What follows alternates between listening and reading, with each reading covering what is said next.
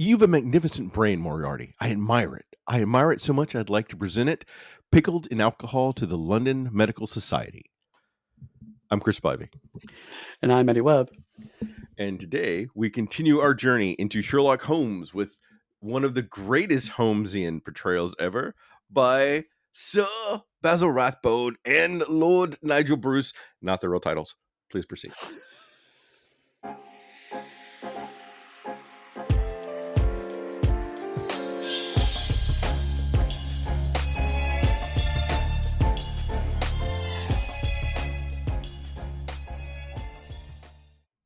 Listening to our theme, it makes me really curious if we were going to do themes from each individual show that we do at the start. What would it be for this? Would it just be the hound in the morgue going, "Arr!" Would it have been Holmes taunting Moriarty? What would the theme music have been, Eddie? I don't know. I mean, but because there's no real consistent theme music for all of these movies. It's just kind of, well, this sounds good. So it's one of the reasons why we didn't do it that way. As we Or move would it on, have it's been like, like oh, this is a problem. kind of a Bondian thing where it goes dun dun dun dun dun? No, is that? Da, da, da. So actually, folks, we're not going to really talk about Holmes today. It's just going to be us making musical beats for the next hour and a half. Sit back, get ready for these dulcet tones. I appreciate your willingness to riff with my zaniness this morning. Actually, no, I was actually, as you were talking, I was trying to think how many actors who have played Holmes have been knighted, and I can only think of one off the top of my head, which is Sir Ian McKellen. But yeah, I actually don't know. I think it'd be more than one, but I can't say off the top of my head. Well, then we'd have to get in how many European actors have played Sherlock Holmes. Right, because these are two American actors right now playing them. And I thought you also said there was there a Japanese version or? Oh God, yes. There have been Russian actors play Holmes. There's at least one Japanese version, Miss Sherlock. So I mean, people all over the world have portrayed Sherlock Holmes. The amount of British people who have played Sherlock Holmes is smaller than you would expect at first thought.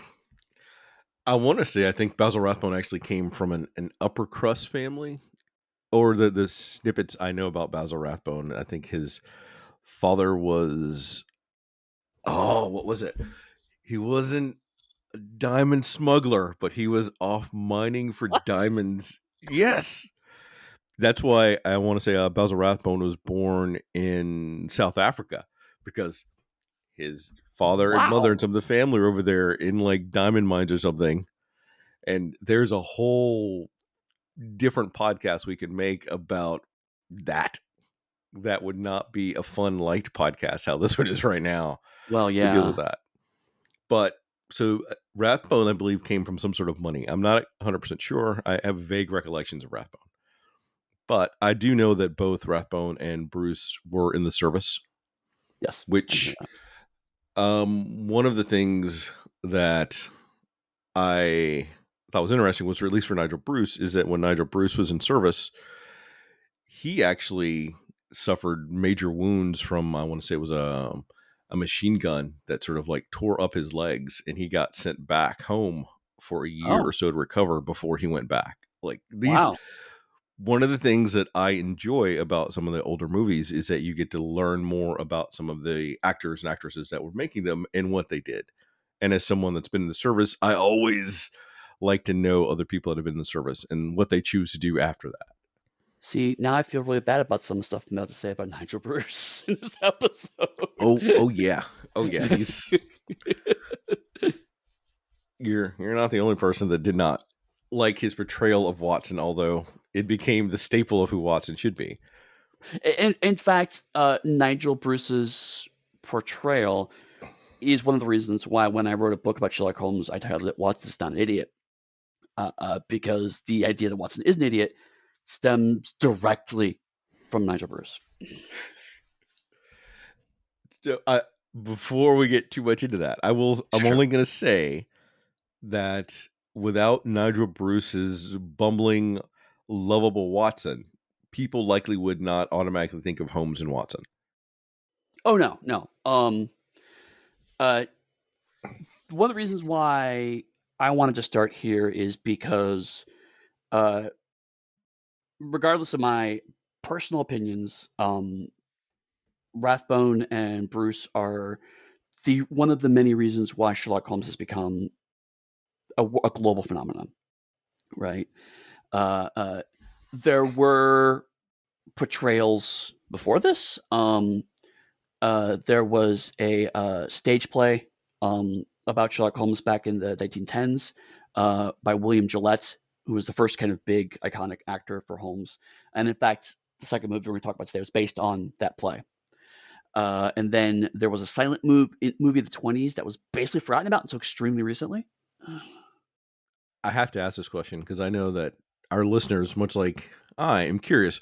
You said William Gillette. Is he Yes. one of the heirs to the Gillette fortune from the razors? I don't know. I don't think so. Because I keep meaning to look this up and I keep forgetting. But I believe the Gillette razor company is American, and Gillette, the actor, is from the UK. So I think there's no connection there. Could be wrong. Um, but Williams also wrote the stage play. So he wrote it and performed it actually while Conan Doyle was still alive. And notoriously, Gillette if asked Doyle permission, like, "Hey, is it okay if I marry off Holmes in the play?" And Doyle said something to the effect of, "You can marry him or kill him. I just don't give a damn." You know, really reinforcing the themes of last episode of how Doyle was just like, you know what, as long as they get those royalty money, I don't give a fuck what you do. Oh, God. That is definitely an approach to take. Yes. So But yeah, no, I'll it's just, good to know just that he's the person that wrote the second story because I may not have a lot of kind things to say about it when we get there. oh no, it's this was a bit of a challenge because we're cheating a bit, right? Like these movies come 39, so like we're the dead end of the 30s. Um, uh, the 40s is when Sherlock Holmes mania kind of really kicks off. Uh, but prior to these movies, one of the reasons why these movies are iconic is uh, every adaptation of Holmes from 1900s on were Holmes in a modern day, right? We talked about this idea of how BBC Sherlock and Elementary were radical for having Holmes in the modern day. That's actually where Holmes started. They just kept adjusting. It was around 39. It was like, okay, there's enough distance between the stories and now that we can do Victorian versions of Sherlock Holmes as a period piece. And then the later movies after these two in the 40s, they have Sherlock Holmes in the modern day again. Well, all right. Let's. I think there's some context there. If I remember right, the first two movies that we're going to talk about today were what were the Universal films? They Right. And were then they went they to were another one. Universal, and Universal threw a lot of money at them to make them feel like big budget movies, and they could afford it to be more Yes. historical pieces. So that's why we have them. They hold up incredibly well today, like Mhm. top notch quality, even when you watch them. Because I enjoy watching black and white films, and I enjoyed seeing how crisp they were. But while they threw money at it, they didn't have necessarily a lot of faith in Holmes. But that's why they had the actor who played Baskerville and his love interest be so important to the plot. Like that, they Yeah, were, they I actually think, some of got the big top billing, draws. right? Yes, if I remember right, they were the big draws to bring people in. When it Mhm. was successful, that's when they went ahead, and then that's when they did the next version of it, like the Adventures. After that, Fox came in and sort of acquired the rights from the Holmes estate or wherever it was, and they made like their 12 movies, and they set them during World War II for various reasons. One of which it was good for morale. It was cheaper, being one of the main cruxes, the cheapness of it that made them do it during that time period. So Mhm. I don't necessarily want to say it was a creative move, more as No, a no, no. It was a fiscal move primarily. which worked out well. And They given the all fact they were in war and having something for morale for the troops was also great. Seeing Holmes beat Nazis, kind of fun. Seeing superheroes beat Nazis, kind of fun. right, right. Seeing near anyone beat Nazis is kind of fun. Gotta love it. Uh, and I mean, and then there's another reason why there's a little kind of there's very much thing of two halves here because Fox also did not they thought so little of these films they didn't protect them at all. So all of the Fox films have fallen into the public domain, whereas the two Universal films that we're talking about actually haven't. So a lot of times, if it's really easy to find the other 12 films or whatever it is available in lots of places. These two films slightly harder to track down um, because for another I want to say 10 years they're still protected by copyright. Um, uh, but you're right. There's strong. We've talked alluded to about the A and B models of movies at this time period. The first two movies definitely A movies. You're right. They were the blockbusters of their time, whereas the subsequent ones were very much B movies.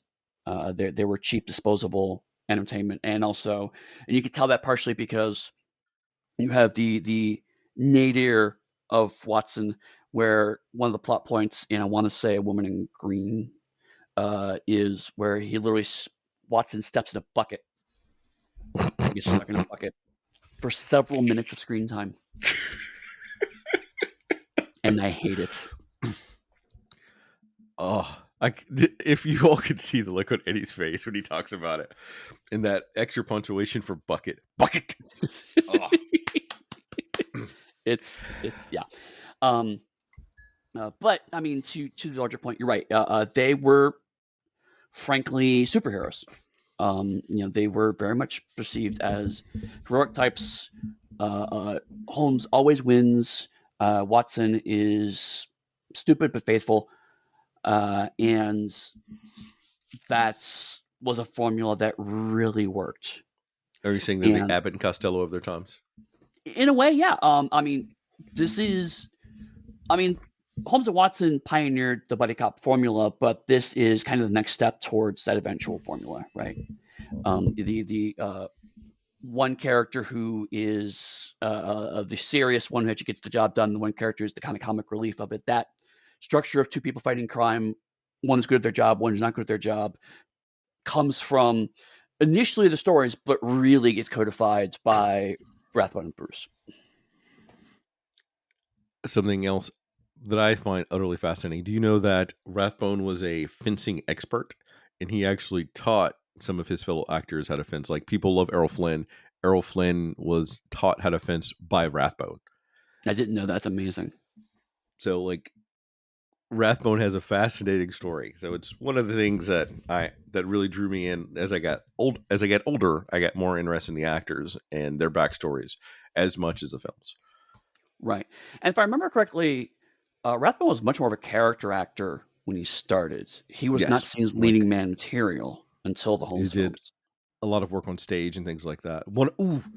Something that I also that I found out recently, because I was, just so people know, I've been super busy at work, so I cheated this time. I just totally pulled these from the wiki, and I clicked on a link, and I did see that Rathbone was in, what was it? It was a play in 1926 called The Captive, that he and the cast were all arrested because it was a story about this woman that loved another woman. And Hmm. at the time, they didn't think that should be a story that was told, but he stressed that he thinks that is something that should be out for the public to see and engage with. Oh, wow. And he and other actors were, he and the other actors on the crew were arrested. Didn't know. So I read it on Wiki, so I'm going to assume it's true, say about 70% until I research it. But Right. amazing. Love it. That is awesome. And weirdly, not the. It starts a trend of Holmes actors who occasionally are a little willing to die on liberal hills. So Eddie, who are you talking about? I'm actually referring to a couple different people, but mostly I'm referring to the icon of '80s Holmes, which is Jeremy Brett. Nice. Uh, I'm trying to think if there any cool snippets I want to share before we get into the actual synopsis themselves. Because if people have read the stories, all right. So let's figure this out now before we get started. Eddie, do you want to point out the differences between the movies that we saw and the actual stories themselves, or do you just want to go with the movies? let's go with just the movies. With the understanding that I may occasionally slip anyway, because I may just not be able to stop myself. Um, but I will say, I mean, part of the reasons why I chose these, I didn't have much choice. These were two movies. It also sets a tone because Hound of the Baskervilles, in particular, is one of the most adapted Sherlock Holmes stories. Which is So always strange because it's so Sherlock light. yes, yeah, it is one of it is one of the lightest presents of Sherlock Holmes, but it has the advantage of, depending on the adaptation, um, it has possibility of showing you how those people perceive Watson. So in a way that's worked out really well because you get to see Bruce really tamping down the comedic components of Watson and something closer to the original character. So you see how it could have gone before it doesn't go that way. So it's almost more frustrating in that regard. But there are very, very few pure adaptations of Hound of the Baskervilles. Many of them do adjust and modify the plot and the formula. This is no exception. So I may occasionally mention things like, "Oh, hey, this is different from the story," but in general, I think as we go through all of these, it's probably best to try to approach each of these as a piece of cinema in its own right, because my worry is that if we spend too much time talking about, well, the story is like this, I don't want it to seem like the story is better or worse, right? You and I have been very firm on the altar of adaptations need to adjust the source material to better suit the media Hmm. it's for. So I don't want to walk backwards from that to kind of compare it excessively to the stories. Awesome. Just wanted to help establish that baseline before this series that we're doing for Sherlock. Right, right. Because I Before I don't think start we going, touched on it but last they time. got this part wrong, and it's awful, and this person they walked left instead of right, and it just ruins the whole. No, I'm not doing that. Because last time was just the written work. So now that we're into the adaptation of it, I think it was just good to reestablish that for everyone. Right, right, right. Yeah, and I mean, one thing to kind of keep in mind too as we go into this is, uh, Doyle stopped writing the stories in the 20s. So there's not that much of a gap between Doyle is still making original stories and the adaptations that we're going to look at here. There's 19 years, roughly, at most 19 years, more like a decade. So there's some time, but it's not much. 19 years, Eddie, is old enough for someone to have a kid that can legally drink in some countries. I mean, that's true. Before you throw them off a cliff. Hey, you gotta do what you gotta do sometimes. Hound of the Baskervilles, 1939. So, just so people know, I started to try to do some work on this, but then work got super busy. So I'll let you decide if you can figure out where the Chris stops and the wiki starts. I may try to improv at some different points just to throw you off. We open on the moor with the wailing sound of a distant hound and a gentleman sprinting away in terror, cane in hand, before grabbing his heart and falling to the ground. Then a creeper tries to rob the dead man before running off right before he's discovered. A short while later, Barrowman recaps how the body was found to a room full of people, including Dr. Mortimer, who attributes the death to heart failure, and there were no marks on the body. Mr. Franklin claims it was murder, but the coroner court agrees with the doctor. And I'm pausing there before we jump over to Holmes.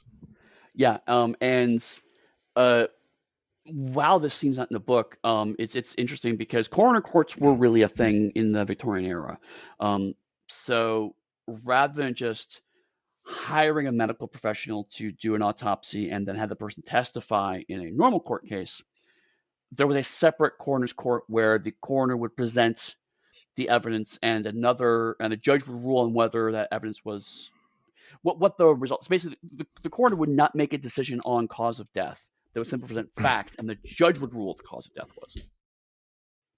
And that's what's actually happening in this scene is that when people are trying to, no, it was murder, and it's like, no, I am ruling it's not murder. And so officially the cause of death is not murder, which means that there will be no official investigation into it. Again, the scene is not all in the books, but it does set an interesting expectation for the movie of why Mortimer would then have to go find a private detective to get involved in this case. I think it's a great addition, and it Yes. helps provide context for people that may not be familiar with that. Mm-hmm. Right. Any Uh, It also does something which a surprising number of Hound adaptations does, which is try to paint Mortimer as a potential suspect. What, just from the zany looks and like the camera pausing on him as his face gets elongated with "maybe I did it"? Yes, yeah, yeah. It's like super clear, like this guy is sus, and there's just no reason. I mean, there's a reason for it. Is because if you film the book directly, it's pretty clear who did it like halfway through. It's not a deep mystery, so you have to like muddy the waters a bit. But at the same time, it was the style of filming and filmmaking from that point in time, like in the 30s. Because if you go and look at The Thin Man, for instance, which we covered on the Patreon, it does a lot of similar beats with some of those cast members too. Like you get those weird long pauses on them, and they sort of look menacingly at the camera, like maybe I'm the villain. Right, which is why, and we didn't talk about this when we did the Patreon exclusive episode, but when we started talking about the Dash, not the Hammett, the Raymond Chandler movies, the reason why those were so innovative was because they didn't do that. Right, they presented all the characters relatively straight and left it vague to audiences to who actually was. Whereas prior to that, yeah, you're seeing kind of very clearly, this person is a suspect. Please keep him in mind. This person is also a suspect. Anybody who's not acting super weird, you can safely ignore. And then they go to the opposite extremes where you get Franklin is not a suspect. Right. Right. He was modded. Modded, I say. Yeah. He's It's just an it's the asshole. it's the mutton chops that let you know that he's innocent. I myself may have mutton chops right now. You won't know because we're on a podcast. It's not a visual medium. They're very luxurious. Thank you. In 1889, Holmes tells Watson that Henry Baskerville would be murdered just by reading about the young noble's arrival in the newspaper. Then, Dr. Mortimer, who wishes to consult them before the arrival of Sir Henry Baskerville, the last of the Baskervilles, heir to the Baskerville estate in Devonshire. Dr. Mortimer is anxious about letting Sir Henry go to the Baskerville Hall and talks about the events of the recent death of his best friend, Sir Charles Baskerville, Sir Henry's uncle. Although he was found dead in the garden from heart failure, Mortimer noticed footprints of a gigantic hound. He tells the story of a supposed family curse, the legend of the Hound of the Baskervilles, a demonic dog that first killed Sir Hugo Baskerville several hundred years ago and is said to have caused the death of many Baskervilles in the region of Devonshire. Though Holmes dismisses the curse, he agrees to meet Sir Henry, who receives a message warning him to stay away from the moor. Home. All right, I'm going to pause there because I think the initial scene of someone getting to go and meet and consult with Sherlock for the first time on camera is utterly important because this is the Yeah, yeah. basis of how many Holmes stories starts. And you have someone coming to Holmes to tell them something, and you already before that happens, you have Holmes deducing things that are going to occur with very minimal information.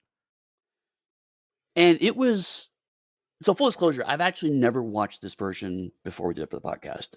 It was always Really? kind of something. Yeah, I've watched a few of the um of this movies in this era, but that was one of the ones I never got around to because like I've seen so many versions of Hound, right? So I try to either watch a few of them back to back so I can compare them, or try to distance them apart so I don't get I know what's going to happen, right?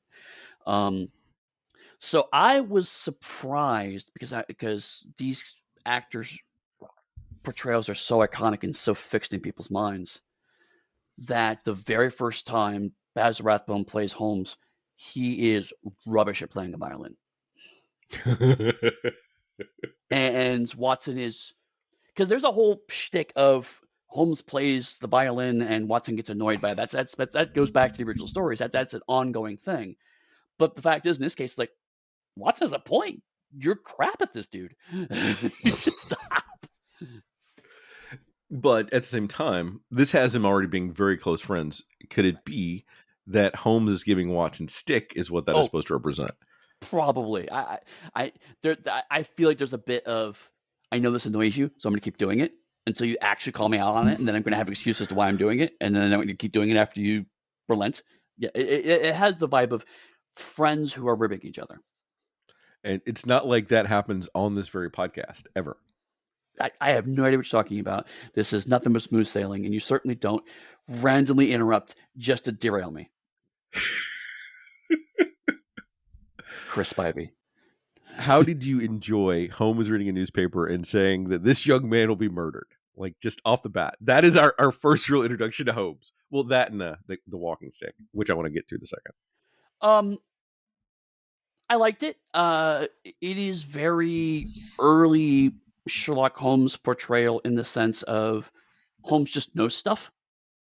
Uh, the scene we're going to get to in a second is much more the kind of the classic Holmes, but what I think a lot of people may not realize as they're watching older Holmes media is that Holmes cheats a lot. He just knows things, and because it's Sherlock Holmes, that's okay. We don't have to explain it. So yeah, he looks at the newspaper and goes, "That man's gonna be murdered." And Watson goes, how do you know, Holmes? And then the doorbell rings, and then we just never get that back to that. We're just never gonna find out the answer. Holmes just knows. But you get that again right before that, even with the cane that he has, and he asks Watson to explain to him where the cane came from. And you get Watson breaking down what sounds to be a reasonable deductions for Watson. And Holmes would go, "No, you're wrong, because it should be this, this, and this." And there is no way that Holmes would know those either. But you get that reinforced again, that Holmes Right. is, as you say, going to cheat all the time. Which is fascinating because, again, in some of the adaptations of Hounds, they actually Holmes give you a little more detail. Like one of the facts that's actually not that's missing from this version is that the reason why he knows the kind of dog is because of the how far apart the teeth marks are on there to tell you how big the size of the jaw is for the dog. And it's like, okay, if it's this size of dog, it's roughly this category of dogs, but there's curly hairs on it, so it's probably a spaniel. That's how he narrows it down. And this just cuts a lot of that connective tissue out. So yeah, exactly. It's just more of Watson or Holmes going, no, here's all the stuff that you completely missed. How did you figure it out? Doesn't matter. Moving on. You're an idiot. Just accept that I'm awesome. By the way, that's hired. Let's take this completely suspicious doctor and accept him at face value. Before we move a little bit more as a side tangent, did you know that Nigel Bruce is actually younger than Basil Rathbone? I did know that. And I also do know that it is absolutely in performance because Chris knows this, but maybe many of our listeners don't. You didn't really do reruns in the radio era. They would just re-record the plays the same scripts. And one time, Bruce and Rathbone switched parts. So Nigel Bruce is playing Sherlock Holmes and Basil Rathbone is playing Watson. And it's, first of all, it's hysterical because it's absolutely them making fun of each other's performances. But also, it shows you that Nigel Bruce could actually make about halfway decent Sherlock Holmes if given a chance. So it is fascinating, but because you're right, because a lot of the Watson is an old man stuff comes from Bruce's performance, even though the stories don't have that kind of an age difference. Although later adaptations, much like Mrs. Hudson, which is a whole rabbit hole I won't go down. Like there's no Mrs. Hudson is not canonically portrayed as old, so there's no reason why she needs to be old. She's old because she seems old in this film, and that is such a staple for everything forward. And so there's a lot of adaptations where Watson is perceived as older. Some adaptations even really accentuate that difference, like one of the Russian adaptations where Watson's like easily 10, 15 years older than Holmes. But you're right, it absolutely comes down to how Bruce does the performance, not the actual age difference. I always thought that was fascinating. And then we get Dr. Mortimer, who shows up, sort of gives a recap of, all right, Eddie, it's been a while since I've watched this. I had forgotten that we get a fairy tale version of the first count of the first, like, Lord of Baskerville Manor and Yeah. all of that. That was the hardest piece for me to swallow for watching it again today. Yesterday. Yeah. The whole like the fuzzy frame around it, and yeah, and it is, let's be honest about it, Sir Hugo Baskerville captures a woman and takes him home with the absolute intent to sexually assault her. Yeah. Yeah. And it's just, And the movie really dodges a lot of that as best as it can. And I want people to think now that this is a movie played in the 30s. There isn't TV to go home and watch. Maybe there could be some radio if you're lucky, but people are taking their kids to see the movie up on the screen, Sherlock kicking butt, and we're going to imply sexual assault right off the bat. Yep, yep. Anyway, And they're like, oh, she is, and like again, like the actual beat for beat, the legend is pretty close to in a lot of adaptations. Although the Hammer adaptation, as you probably imagine, goes a little more into the depravity of that particular moment. Um, Eddie, yeah. Eddie, what's a Did I talk Hammer about horror Hammer film? films? Yes, Oh you my do. god. Oh my god. What have I done? Um, Hammer Horror Films. Hammer was a movie company in England in the 60s and 70s, I believe, that did a lot of primarily horror films. They did some other films, but they were mostly known for their horror, and really elevated some particular British actors at the time period, um, and became just a worldwide success and really set the tone for how horror movies kind of progressed because they were very lurid in terms of color palettes. They really accentuated the move to color, and also really pushed the boundaries on what was acceptable in movie viewing, without getting too explicit. They just like they really loved fake blood, as an example. Just love buckets, literally, of fake blood. Um, and they did some adaptations of Sherlock Holmes movies, only one or two, but they obviously did Hound because Hound is one that's closest to a horror movie, which is fascinating because, like, again, this is not structured like a horror movie. This is structured like an action adventure that happens to be a mystery. The Hammer horror version is structured like a horror film that happens to be a mystery. And there are other versions that try to emphasize the mystery more, but that they all structure it and cut it differently. I would push back slightly. I'm mostly in agreement with you, but I would say whenever we get on the more, that is when it's structured more like a horror film. Sure, okay. That's fair. A horror film is dropped inside this action story. I think I'll accept that. But it's not start to finish a horror film, right? No, It's not at it, all. there's a horror bit in the middle, whereas the Hammer horror film does the opposite, right? It's like there's a horror film that happens to have a mystery in the middle. So I just wanted to make sure people understood who Hammer was because when you say Hammer, they might have thought, "Well, I too like MC Hammer. What's he doing in a Sherlock Holmes scene?" You know. No, And for that people, go ahead. I'll say that actually is fair. But we will get to Peter Cushing in the future. For people that never thought they would get a Sherlock Holmes and MC Hammer in the same podcast, there you go. Virtual high five to all of you. This is what we bring you. The stuff that you know you wanted, and afterwards you debate. Did I still really want that? All right. I do want to say that while we're talking on the horror bits, I thought about maybe we could do like maybe a classic horror movie run and end with the best horror movie ever that is not a Hammer horror film that probably should have been Life Force. All right. Any any If we final do that, comments on this? we are going to do at least one El Santo movie. All right. We might have to put that on the Because list. luchadors beating up werewolves is amazing. If people want to see that, please let us Please know let because us then know. I could give us a reason why Eddie would have to watch Billy the Kid versus Dracula. All right. Oof. Holmes witnesses someone attempting to assassinate Sir Henry. Holmes asks Watson to go to Baskerville Hall along with Sir Henry, claiming that he is too busy to accompany them himself. The first night, Sir Henry and Watson discover Behrman, the butler, signaling from a window with a candle to someone on the moor. After unsuccessfully catching a man fleeing across the moor, Watson and Sir Henry are startled by hound-like howls. Oh! The next day, Watson is suspicious of the neighborhood Jack Stapleton, a local naturalist, while Sir Henry becomes attached to Beryl Stapleton, the stepsister of Jack Stapleton. Watson and Sir Henry attend a seance held by Miss Mortimer. And I'm stopping right there. I know you're shocked that I chose there to stop Eddie. You know what? I'll go one beat further. In a trance, she asks, "What happened that night on the moor, Sir Charles?" Oh my god! Do I have to say that that was not in?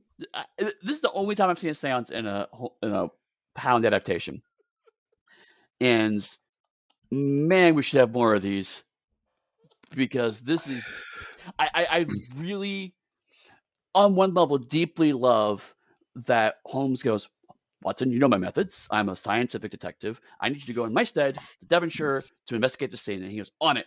And they go, we know what we're doing. We're going to talk the dead man through a seance. And Watson goes, that is an excellent idea and completely in line with my friend's methods. You knew it was going to happen because in one of the first scenes, Dr. Mortimer talks about being an occultist. Oh, And yes. I love it. Like, I too want to be on in like the 1880s and say, hey, I'm an occultist. I go out in the moor with my wife who's connected to like the spiritual plane and have no one in that room fucking blink. They go, yeah, that's totally acceptable. And the funny part is like, it's not historically inaccurate, right? Like at the time we were talking about, if someone legitimately said, "Listen, the police are not going to look into this. We need to find out what happened, so we're totally going to, get this woman liquored up and have her talk to the dead," that will be seen as a completely valid line of investigation at that time. So I unironically love that Watson's just like, "Yep, nope, this is legit." Oh god. Oh, I loved it so much. I remembered it wasn't in the book, but I think this is one of the best additions to the Hound. And I'm in agreement with you. It should be in every single version because, all right, mysteries need to have red herrings, hands down. That's like one of the joys of having a mystery. And having these two occultists be there and someone supposedly having died with no real marks in the body is great. Then you're starting to think Yeah, maybe there's magic in Sherlock Holmes. Is that possible? Maybe. We got a cultist. We got a seance. right, and that's why honestly, this thing can only really kind of happen in this era. And again, the Hammer version one, because it's so explicitly a horror film, that intentionally by the nature of what kind of genre it's shooting for puts magic back on the table. But it was still muddy what Sherlock Holmes entirely was right now. Like lots of people, we're talking about we're now for this time period, like 30, 40-year-old stories and trying to reinvigorate them from this is a reboot effectively, right? Um, and so people may have heard of it, but they don't know that magic's off the table entirely. They don't know that. So for the audiences, this is a completely valid red herring because like it's a creepy story about a ghostly hound. And this is one of the reasons where the production values of the era actually work amazingly well because we do see a glimpse of the dog at one point, right? And because audiences have been trained, we don't really know how to do special effects for ghosts. So of course they would have a normal dog, and we are expected to read that as a ghost. And then, spoiler for 100-year-old novel, it's a real dog at the end. And so the audience is genuinely, at that time period, they're genuinely baffled because, like, oh, I thought it was a ghost.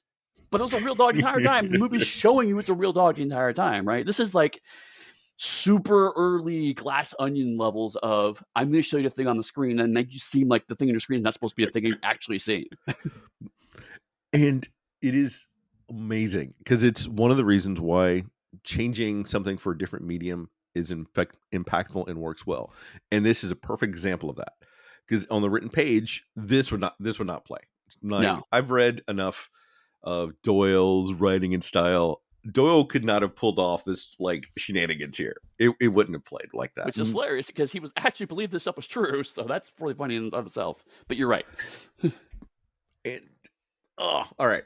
I will stop with the seance and the randomness of that. I do want to touch back on Watson, the action hero, and Sir Baskerville running off into the moors after someone. So, Eddie, what is a moor? It's a The swamp. actual place, not the insulting term. It's basically a swamp, right? Which means that there are bits of ground that are hard, it can hold your weight, and bits of ground that will suck you underneath, and you do not know which are which, especially at night. Okay, thank you. This is Which well, this is funny because like in some versions of the story, that is a plot point, and this version of the story is filmed as if they do not know what a moor actually is. It's it like, was oh, it's just basically the woods, or it's the fields. There's nothing really around. It's like yes, but there's a whole water component that is just not really a factor in this film. it's by Universal. They did the revisions. They probably didn't know what it was. They didn't do research. Right. Yeah. Exactly. And again, I'm not mad about it. It's just more like there's like, yeah, you can just like just go, oh, you didn't know what that word meant, and you just filmed it anyway. That's fine. It's cool. I'm here, but it does lead to the exact point. It's like, yeah, so just gonna run out in the middle of the night and just track this guy down, and like that is a good action beat unless you know what the word means. You're going, that's really stupid. But we have sadly established that Watson is also pretty stupid. So it's again not entirely inconsistent. Any other comments on this before I move us on? Um, uh, There's a lot of stuff that happens here. It's intense. There's the start of a budding romance. There's all kinds of right.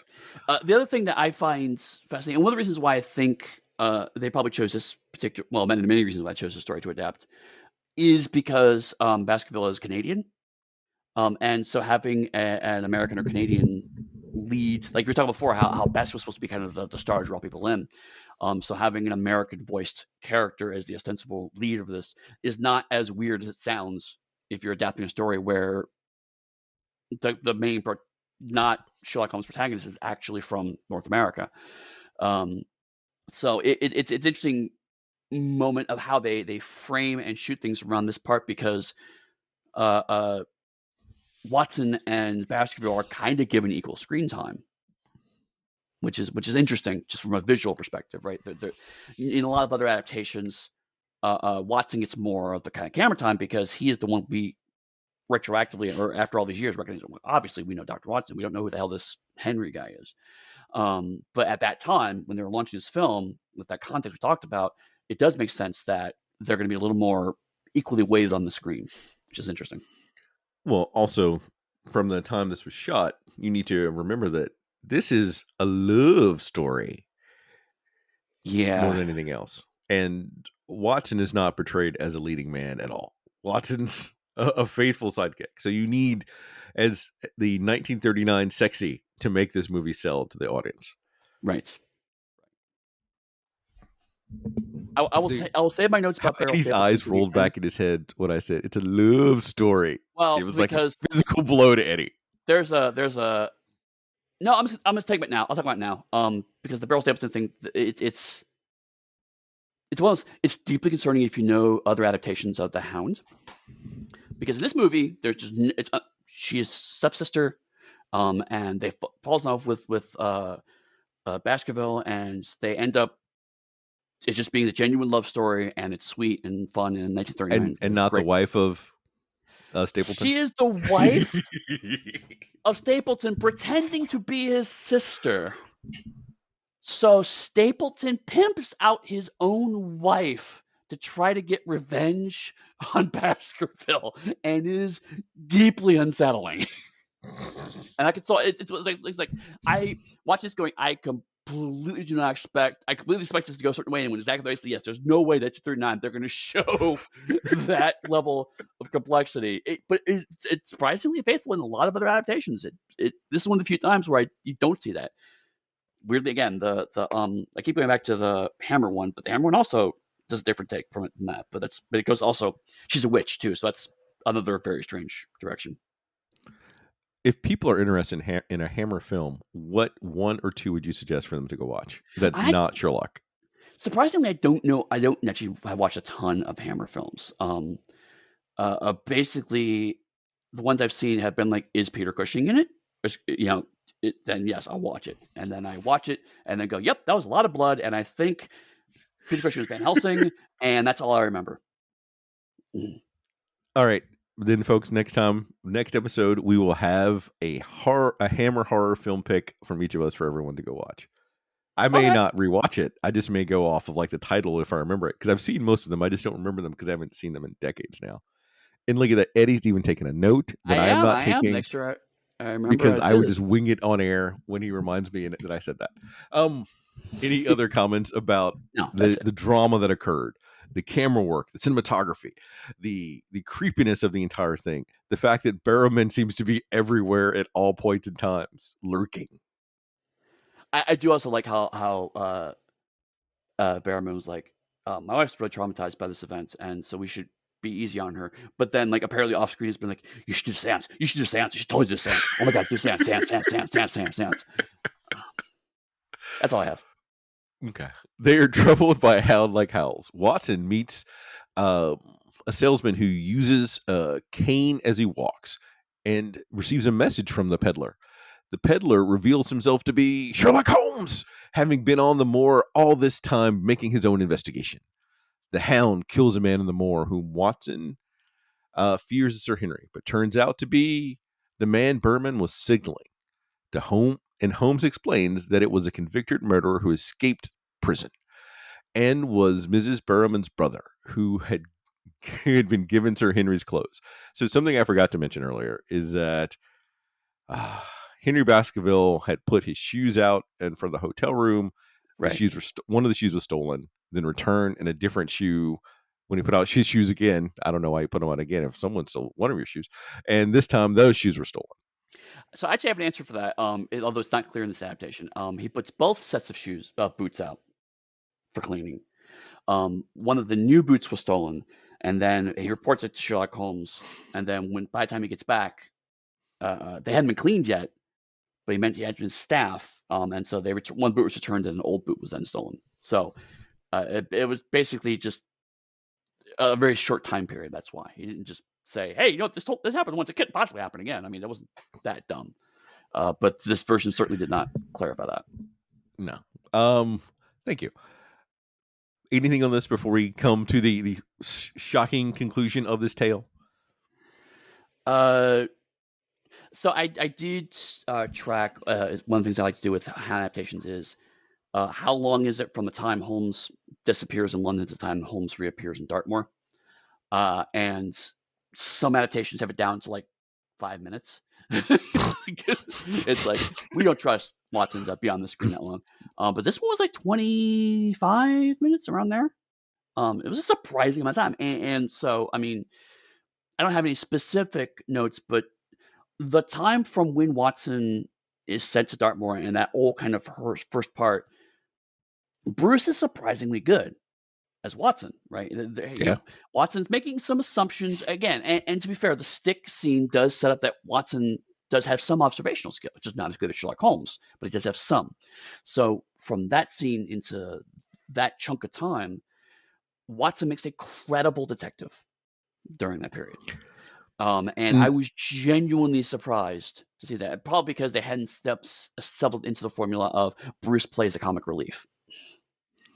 And you also have the beat though that it's not once again Watson alone. It still has the thing that there's their buddy cop pair. Right? This Yeah. time though, neither one of us is an expert. They're kind of like equals, which in of itself is then kind of insulting to Watson that this random noble dude is equal to his skills having worked for Sherlock Holmes for a number of years. So you can take that in context as you want. Right. Yeah. Anything else before we move on? I think that's it. Stapleton kept a huge, half starved, vicious dog trained to attack individual members of the Baskervilles after prolonged exposure to their scent. When the hound is finally sent to kill Sir Henry Baskerville, Holmes and Watson arrive to save him just in time, killing the hound. Stapleton traps Holmes down in the hound's underground kennel and sends Watson on an errand to meet Holmes. Holmes cuts his way out of the kennel and returns to the hall and destroys the poison Stapleton had just given Sir Henry as a medication for his wounds. Holmes surmises that Stapleton is a Baskerville by looking at the painting, who hopes to claim their vast fortune himself. After removing other members of the bloodline, Stapleton pulls a gun and flees. Holmes says ominously to Watson, "He won't get very far. I've posted constables along the road, and the only other way is across the mire." Holmes is praised for his work on the case, and he turns in. Night night. I just love the sheer balls of nope. There's constables. It's good. I'm gonna go sleep. Bye. And that's it. That movie just ends. It's like there's no concern or debate. Of course, obviously Stapleton has been arrested. There's no way they could possibly come back to haunt Holmes. Oh, but it goes back. Holmes isn't a policeman. He's just someone that detects, much like in Glass Onion. Benoit Blanc doesn't arrest anybody. And that's one thing that I do like about this adaptation in the sense of Holmes was hired basically is we believe that the previous Baskerville was murdered. We'd like you to prove who did it and how, and he has done those things. Capturing the murder was not what he was hired to do, and it's. I will say to the credit of the actor, um, that Rathbone does a really good job of threading the needle of being a likable character while keeping Holmes's arrogance. Something that the arrogance will slowly diminish over Rathbone's portrayal. He becomes more kind of a straightforward hero. But here, because like we said before, Rathbone's not actually the lead in how this film is being presented. Mm. He has room to kind of be like, "Fuck y'all, I got mine," effectively, you know.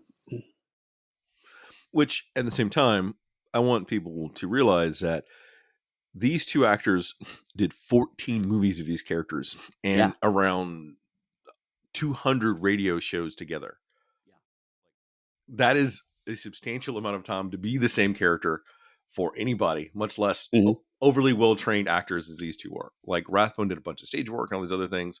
Nigel Bruce did more comedy work, but this is what they did for a chunk of their time as they're known for. They endlessly did it.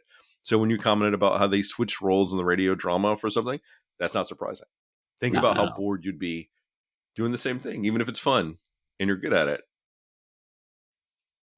Right. And that's why watching this one is actually pretty nice because they're still feeling the roles out a bit more. And so they're trying things and experimenting with their lines in slightly different ways until much later on when they're so settled in and so comfortable with them that they no longer feel the need to push the envelope. Yeah, these are very good actors early, not knowing this is going to be a career for them, right? They had no clue these roles are going to be this persistent for them or iconic for them. Just trying to do a good movie. And so it ends up being, frankly, a really enjoyable film. And if people need a point of reference, think of it like this. I think Hugh Jackman's done 14 Wolverine movies. Every movie that he's Wolverine Yeah. is a Wolverine movie. Yeah. And he left the role for a chunk of time to then come back. These two just did it straight. Because they didn't know when the next, especially with depression just over and then World War II happening, they don't know how long this is going to last, so they're trying to keep it going as long as they can, and just happened to go on for well over a decade. Yeah. What did you think of Holmes's disguise? Now that it's going to become a stick that shows up again, how did you like his disguise in this movie? Oh, it's totally gonna be a thing. It was pretty good. Definitely heavy on the beard and physical change, but it helps that, like I mentioned earlier, Rathbone is a character actor, so he's used to embodying a wide variety of physical roles and accents and the like. So, him walking around as a disabled book peddler works pretty well. I mean, like, I knew, obviously, because I'm so familiar with the story, I knew exactly who that character was. But I could totally see a lot of audiences being completely fooled by that. Nice. Any closing thoughts on this before we move on to a quick overview of the adventures of Sherlock Holmes? Yeah, in general, this is really solid. I mean, I don't think it's my absolute favorite Hound, although to be fair, I've not actually sat down and come up with a list of my top to bottom favorite Hound adaptations. That's something I've been meaning to do for a while. I haven't done it, but it's up there. It'll probably be pretty high when I actually do that ranking. I'm not gonna do it right now, so stop looking at me like that. I wasn't. I was just thinking. I was thinking that I can't believe that is something that Eddy does in his spare time. That is what that face was. It's like, I know you're a Sherlock Holmes geek, but now you've gone from like geek to geek plus of Sherlock Holmes. I do have a complete ranking of all of these Sherlock Holmes actors I have seen and their respective rankings. So don't be too surprised. Is that going to be a blog post next month?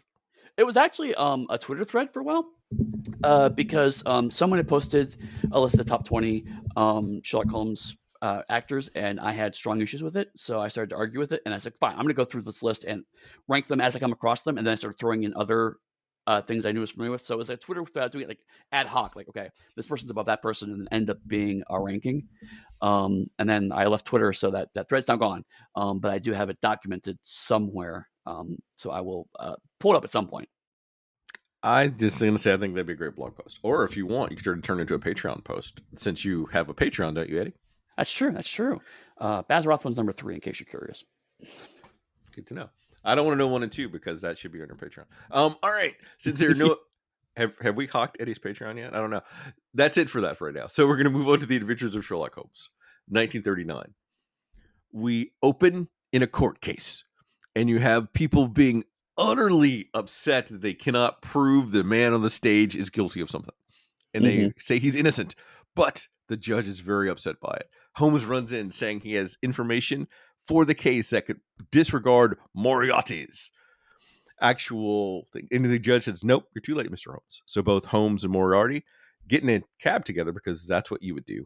And they banter back and forth in the cab ride, and Moriarty claims to Holmes that I will destroy you, Mr. Holmes, and leave you utterly crushed, and then go pursue other scientific research and leave a life of crime because it's boring. Pausing there for Eddie. Eddie, is this how you would envision Moriarty and Holmes actually together having a verbal sparring match? Well, I mean, a quote from here because it was like the best quote. yeah, I mean, the Moriarty and Holmes having a verbal sparring match is totally fine. Them casually having a cab ride together was a bit much. But also it's in the rain. Cabs are hard to get. It's like you're my worst nemesis, and I genuinely, sincerely want to murder you. But it's raining a bit outside, and I don't want to wait for another cab. And living in London mood. I mean, I can't entirely disagree with that. But I mean, what's fascinating to me is like it's 1939, and the movie just presents Moriarty as a known quantity. And that was the thing I found most interesting, is the movie. It does eventually come around to explaining who Moriarty is, but that whole first scene, you kind of have to know who Moriarty is and his relationship to Holmes to even understand what's happening. And the movie just unapologetically goes, "Yep, you know who this guy is," and they're right because we do know who that guy is. The question is, did people in 1939 know? And I think they probably did. Because Sherlock Holmes was big news across the world even then. So it's a bit like, the first time they did a Spider-Man movie, they didn't bother to do his origin story. It's like, hey, you know who Spider-Man is. You know who Batman is. It's one of those rare moments where the metatextual audience knowledge is used to understand the text of the movie.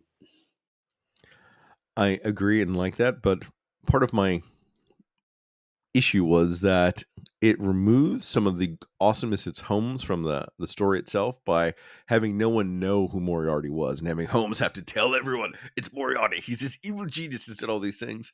Right. There's power in that. And to have the judge say, we know you've all your crimes. You're so brilliant, Mr. Moriarty. Why did you waste your potential? Loses a little bit for me. Oh, no. I completely agree with you on that front. Like, the metatextual knowledge thing, that part is I find interesting. What they actually do with Moriarty, they turn him into the dullest supervillain ever. Yeah. And frame one, it's like, I've been in the dock, but you can't prove it, so I've escaped on a legal technicality. Blah! It's like, oh Jesus. No, and that front I completely agree with you because it undersells both Holmes and Moriarty. Yeah, because it makes it seem like Holmes just doesn't know how the law works. And this is the second movie that it does that. Yeah, right. It's number 2. We're Hound was pretty strong, and then it's like, and let's adapt this play, and it's something else. Like, I mean, the play that William Gillette wrote. I've not actually seen it. I've not read the script, but this is adapted from that. And I have to assume, given how Hound worked out, that is a reasonably faithful adaptation, which means this play was rubbish. This play was terrible because it reads like fanfic, right? It's like, but what if Moriarty was secretly actually captured and put on trial? It feels like the kind of thing the fanfiction writers would write for people who are super interested in what happened in Sherlock Holmes. And I guess spoiler for like a 40-year-old movie, the only other more boring version of Moriarty I've ever seen was in the League of Extraordinary Gentlemen. That is the Oh only God. the worst version of Moriarty I've ever seen. I actually have Ugh. blanked out of my memory until you mentioned that. You're welcome. Though we do get at once Moriarty gets home, you have him tormenting his staff about the death of his plant and how he spent time in prison for something and how he can't believe that his butler wouldn't for his plant that is shriveled up. So you get some banter with that, and it's It's mildly entertaining. I will say they make vaguely. It all it does is like going, yes, by the way, in case it wasn't clear, Moriarty's a jerk. Kind of knew that he was on trial for something, so I kind of we didn't really need to reestablish that. Oh, in case you were unclear, the guy on trial actually is an asshole. It's like, okay, well, Sherlock Holmes hates him. We don't need to know anymore. So it's just kind of unnecessary. Holmes and Watson are visited at 221B Baker Street by Anne Brandon. She tells him that her brother, Lloyd, has received a strange note, a drawing of a man with an albatross hanging around his neck, identical to the one received by her father just before his brutal murder 10 years ago. Holmes deduces that the note is a warning and rushes to find Lloyd Brandon. He is too late, as Lloyd has been murdered by being strangled and having his skull crushed. Oh my god, I was so mad at this. What Because this is high stakes drama, Eddie. She comes to Holmes once again. We get into their home scene where someone's coming to 221B Baker Street to get his help. And then her future fiance rushes in to say, please ignore my soon to be wife fiance. She doesn't know anything. She's just a woman. And Watson's, you know what? You should listen to your soon to be husband. There you go. That's 1930s in a nutshell for you. well, on top of that, the scene you're talking about earlier, Moriarty explicitly goes, give this note to Holmes. He'll know what it means. It's part of my evil plan. And then the camera zooms in on the note that then this woman brings in and shows Holmes the exact same note. It's like, okay, so we now know everything going on. Plus, there's a man with a bird hanging off his neck, and Holmes goes, huh, I wonder what this could be. It's an albatross, you idiot. It's a fucking albatross. It is one of the most well-known phrases of our English language in the past 150 years of having an albatross around their neck. I should not be mad at Sherlock Holmes for being stupid. That is a bad adaptation. He didn't have Alfred Hitchcock to let him know about birds, so he has to go and research and learn about birds. He knows about dogs, but not birds. One of the many omissions in Holmes' knowledge is like, I've studied all these things, Watson. I've studied microbes. I have studied snakes. I know how snakes work, even though the fact they're not poisonous and they can't hear things. But I know how snakes work. But birds, complete mystery. I have never seen a bird. Much how he doesn't know the airspeed of a unladen swallow. Oh my god. Oh, all But right. when you I think make I a won't bring movie any more movies. when you make a movie where Watson appears smarter than Holmes, you have failed on a fundamental level.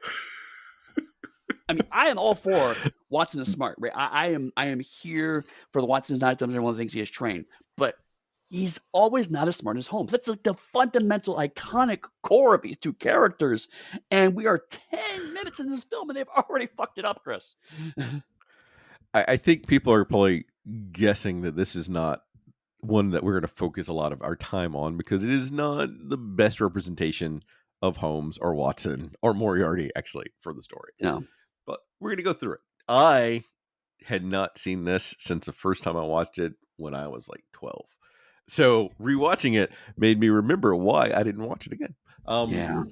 Anything else in this huge swath of stuff I've covered already in the plot before we move on? I will say that even though the film spends way too much time on this note that is supposed to be mysterious that the audience has figured out 10 seconds into the movie, the actual subplot of the murders now they're happening is actually the only interesting part of this mystery. It's just a shame that the movie cares nothing about the man who's had his skull crushed. And it's just like, yes, but this note. And it's just like, oh my god. Go back to the one that's actually interesting. We'd have the Hayes Code, I think, in place by then. So that could be one of the reasons why there's less of a Oh, no, focus on you're the right. murder. Because for anyone that's curious, there was like a pre-code and coded time frame. I want to say like the code kicked in around 19, it was the late 20s, I think. I think you have a Yeah. better reference for the Hays Code than I do, but that's when movies change. Like if you want to see racy movies, go watch movies before like 1924 where there was no Hays Code. Oh, You yeah. get full nudity, graphic, everything that you want. Hays Code, nope. They're married. They sleep in twin separate beds that are not touching. Yep. Right. In fact, that's why one of the reasons why noir was so transgressive was because they used cheap stock films that they thought no one would care about to try to push the boundaries and eventually just straight up ignore the Hays Code. But that's Much the how mid to late 40s. much like pulp novels were utterly disposable because they're written on such cheap paper, but that's why no one was really paying attention. They could sort of publish whatever they wanted to. Yeah, it's where a Uh, lot of queer literature at the time really progressed was on pulp novels. yeah. If people want us to actually cover some of those, let us know in the Dark Room Discord. There's a lot of stuff that happened. Do you anything else you want to go? Because I'm going to jump No, way ahead with this next one. no, no, I'm just gonna be mad.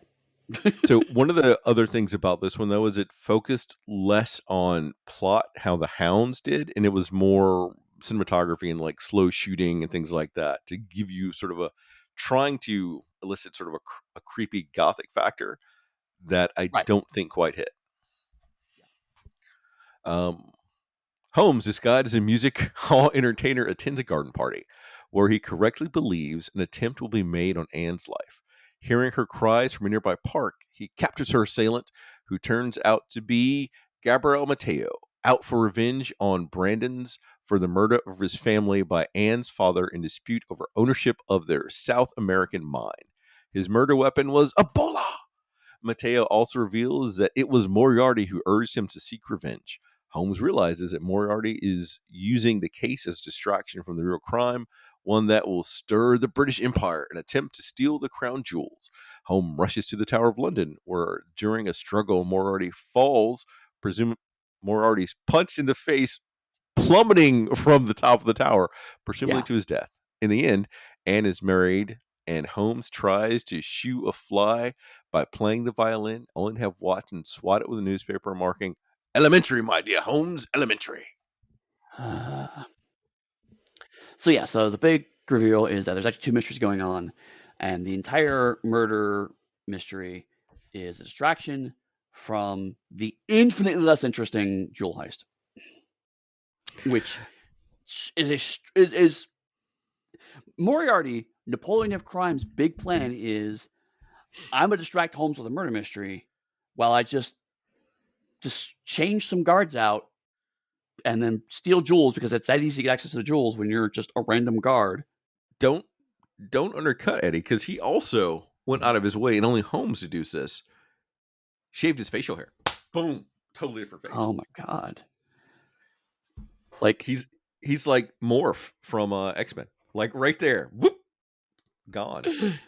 um I am the more I live in the US, the more I realize my understandings of British culture sometimes comes from US centric media and realizing how utterly wrong I was. Um, and so little things like the Tower of London being, first of all, an entire complex.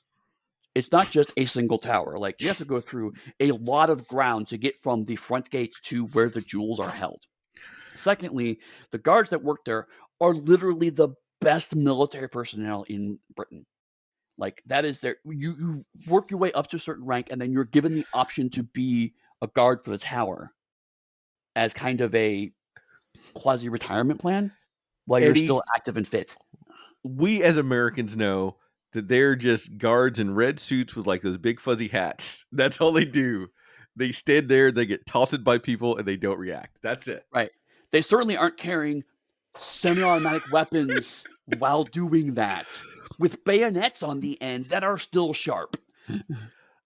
I want to point out while you're diminishing us Americans that you people over there assume that in Fort Knox they just have gold lying around and James Bond could pick one up and throw it at people when he breaks into Fort Knox. Totally fair. Like one of the things over the past year I've become really interested in is other cultures' understandings of how different countries work. Oh, I was telling Chris off air. I was hearing about an episode of Scooby Doo set at Wimbledon, where Wimbledon is apparently right next door to Stonehenge, which is actually several hours away by car. And I find, but the reverse is true. Sometimes I'm watching British television. I'm like, oh, that's not how America works. What? No, because they're assuming, like, for one thing, a smaller geography, right? So it's like, of course, Dallas is right next door to New York City. It's like, no, what? No. oh God. But So no, it does go both ways. You're absolutely right. there's so much about the Adventures of Sherlock Holmes that does not resonate with me, and we're not here to like belittle it or bash it. So that's why I wanted to give it a super quick recap and be done with it. There were Well, some good points though. Like I want to point out the fact that Watson sort of becomes the head of the diamond of like the crown jewels case while Holmes is running around mhm, is was a fascinating idea. Maybe not executed the best, but I like the concept of it that Watson is there doing that, sort of being like the eyes again on the ground, much like he was for the Hound of Baskervilles. Although that makes me then think more about Nero Wolfe and Archie Goodwin than Sherlock Holmes right. and Watson. I will also, again, this is another example where Bruce does a pretty good job with a much worse script. He's trying to salvage it and does a reasonable job of salvaging it. So, I mean, I agree with you on that. I also recognize that, as much as I joke about the heist itself, Moriarty, establishing Moriarty as a worthy antagonist of Holmes before having him do the heist of the crown jewels is stakes worthy of these characters. So on the drawing room table, when you're come with the initial plot structure for this script, it's not an inherently bad idea. And the idea of Moriarty sets up one crime to distract Holmes while he's doing the second crime is actually a neat structure, right? So there's some stuff happening in here that is genuinely interesting. It's just the translation from those ideas, how much of that was in the play, how much that was changed, I don't know. But how it ends up on the screen, part of it is, and this goes to some running commentary, and we talked a little bit about last episode, is that when we covered those two stories about Moriarty killing off Holmes and Holmes coming back, that's pretty much all of the information we have about Moriarty, just at all. So we don't. There's a wide variety of interpretations for Moriarty, and many of them are very dull. And this is one of the duller ones.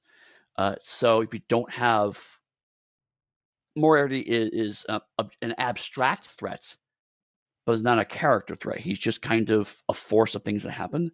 But he's also on screen so much that you can't really take him seriously because, like, this is a guy who relies on legal loopholes and threatening people over plants to instill menace, and it just doesn't land. So it's. I agree with you that there's nothing conceptual wrong, and also to its credit, I mean, location shooting is really good.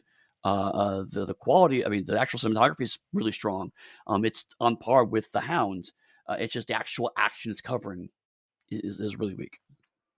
And what did you think of Holmes's disguise for this one? Was weaker in my opinion.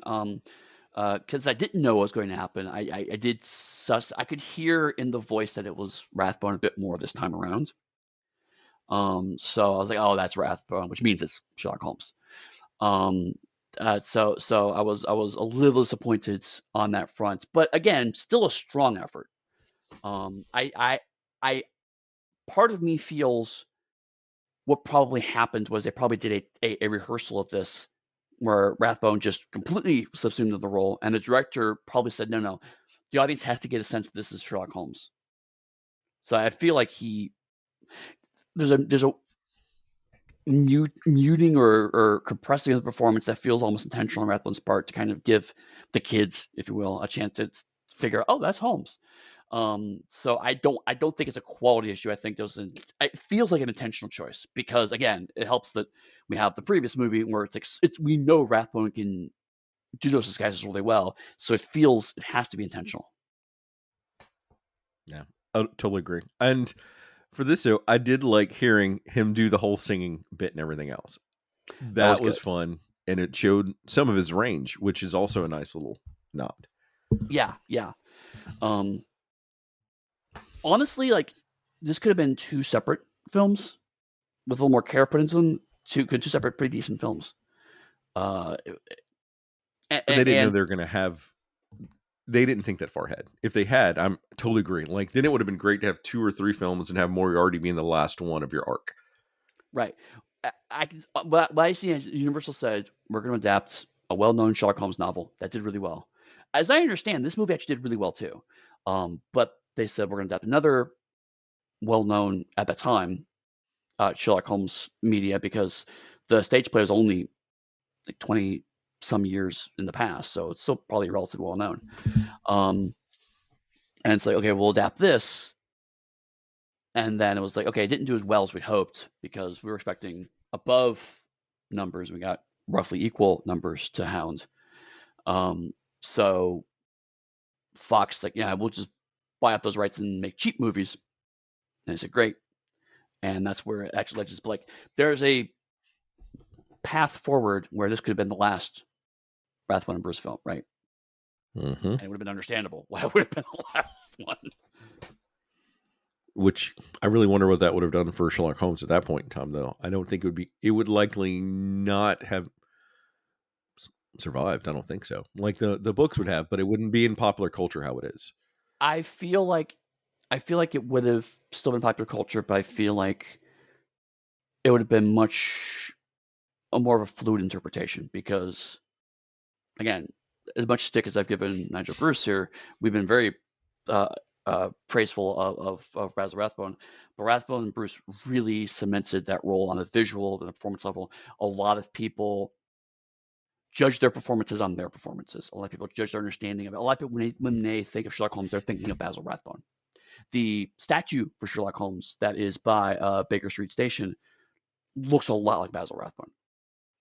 To be fair, Basil Rathbone also looks a lot like the original Paget illustrations that were done. So there's a chicken and egg thing here happening a little bit. Willing to bet that helped him get the role, other than him also being an exceptional actor. I completely believe that was a huge part of it, because there was a long period of time where if you looked like the role, that mattered more than whether you could do it well. Mm-hmm. Did you know that this is rumor? I don't think I have a lot to back it up with, but the first choice of the writer of that shitty racist piece of work called Gone with the Wind's choice for Rhett Butler was Basil Rathbone. I am glad that he was not in that movie then, Mm-hmm. because I like Basil Rathbone. You will not hear me say anything good about that movie. I'm with you on it. So in yeah. closing, Eddie, Yeah. any final thoughts on the adventures of Sherlock Holmes, 1939? I'm glad I watched it. Like you, I barely remembered it, and then I watched it. Oh, this is why I don't remember it, because it's not good. But it, I mean, this was the second, and of the two movies that happened in the 1930s, this was the second one of them. So I mean, really limited my choices. But I think in the long term, I'm glad we did both of them, and I'm glad we watched this because already you can kind of see the cementing of our cultural understanding of what these characters are and what they sound like and look like. That's why it's interesting that Watts in particular, and Holmes to a lesser degree, goes in a very different direction for a while. Because if you just look at these two movies, again, if you imagine a world where the later 40s movies didn't happen, the radio show didn't happen, this was our understanding of Holmes and Watson. I think some of the stuff that you're right in the sense that some of the stuff we have cemented wouldn't be the same. I think the idea of Watson being stupid probably would not have persisted nearly as much. I think the idea of Holmes having carefully constructed reasoning for his stuff would have popped up sooner in the cultural interpretations of Holmes, because really this sets the tone for Holmes just knows shit, and he doesn't need a reason why. A lot of it's only, and we'll get there, but like it's much later in our timeline before the idea of Holmes actually having a reason for his thoughts becomes a more iconic understanding of the character.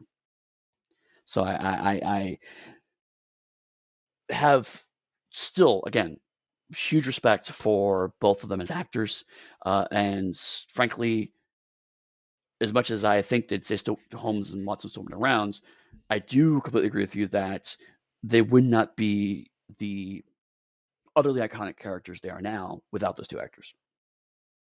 Absolutely. And I stand by my initial assertion that while Bruce played him as he gets dimmer and dimmer the longer Bruce plays him, that affection between those two characters being a pair would not be as strong if these movies and radio shows hadn't happened.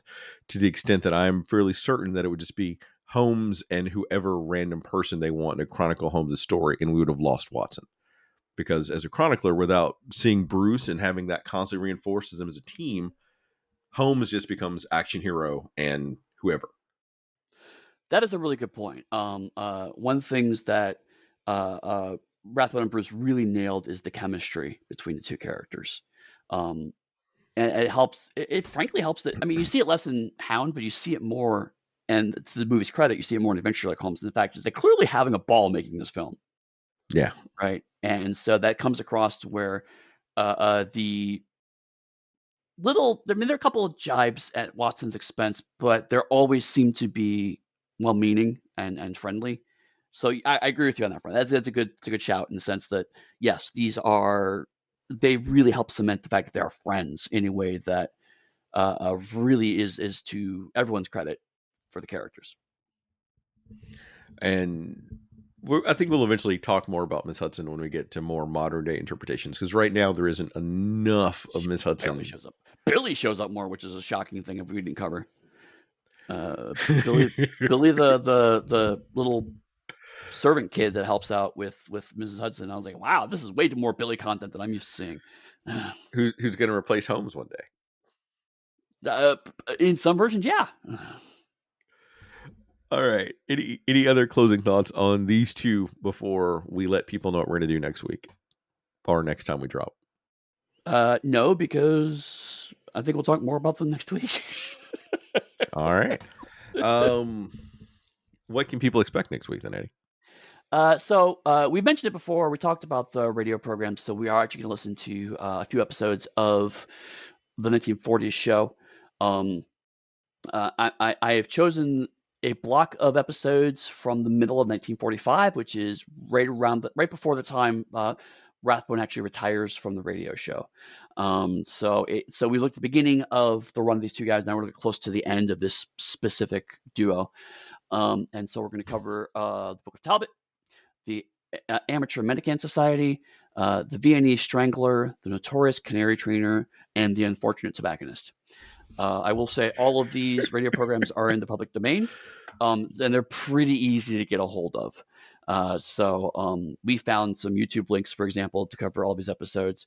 But the nice thing about these, a lot of these they're not great quality, I will admit, but they are pretty readily available, so you can find these pretty easily if you want to listen along. So, Eddie, we keep talking about public domain, and I don't know if we explicitly stated it, but is Sherlock Holmes in the public domain? Oh my God. Yeah. Short answer is yes. Long answer is, oh my God, yes. I'll try very brief. So, um, a character, as U.S. copyright law stands, a character is not in the public domain, so all of their works are firmly in the public domain. Until extremely recently, one of the books of the Sherlock Holmes canon was not in public domain. And so the Arthur Conan Doyle estate, which I will never say nice things about, so prepared for that particular ride for this run of episodes, decided that to sue people that they could not portray the character. Leslie Klinger, who is a well-respected Sherlockian, who also happens to be a lawyer, I have to tell this part of the story because it's funny. Leslie Klinger announced an anthology that he was going to commission stories, a Sherlock Holmes anthology, dictation stories for it. Started commissioning stories for it. The Conan Doyle estate sent him cease and desist. And he said, "Nope, we're going to court." The anthology was bait. He made an anthology just to bait the Conan Doyle estate into starting a lawsuit with him, which he then won. And so it was ruled that except for certain aspects of Sherlock Holmes that Sherlock Holmes is in the public domain. Those certain aspects were reserved because of his portrayals in the final Sherlock Holmes book. The sort of other Conan estate then tried to use that justification to sue Netflix over Enola Holmes because fuck them, and that's a whole separate can of worms we'll get to if we talk about Enola Holmes. But suffice to say, yes, Sherlock Holmes is in the public domain in the US and therefore in the rest of the world because the US has the longest periods of copyright. So, with few exceptions, if it's in public domain in the US, it is most likely public domain everywhere else. Awesome. Thank you for that. Eddie, if people looking to support you or get some of your sweet, sweet swag, where could they go to do that? You can find me most places as Pugsteady. That is my company. That is my website. Or you can find me on the Darker Hue Discord, probably screaming into the sun about how much I hate the ACD estate. How about you, Chris? If you're looking for me, you can find my stuff on my Darker Studios website. Haunted West still has some copies left. If otherwise, you can find me in the Dark Hue Discord posting memes and random pictures that I try to get Eddie to engage with. And those pictures, in case you're curious, could be different versions of Sherlock Holmes. They could be Scud the Disposable Assassin while making jokes about Marvel and So random. DC, So random. just to get his like, what the I've fuck never is read this? Scud actually, so I was just like, okay, I guess. Oh, Eddie. I know. And then me also posting a lot recently of the Cornetto trilogy as I've been listening to those movies that I've been writing. Mhm. Because, at the end of the day, shit just got real. I'm done. And with that, we will see you all next week as we talk about the 1940s Sherlock Holmes.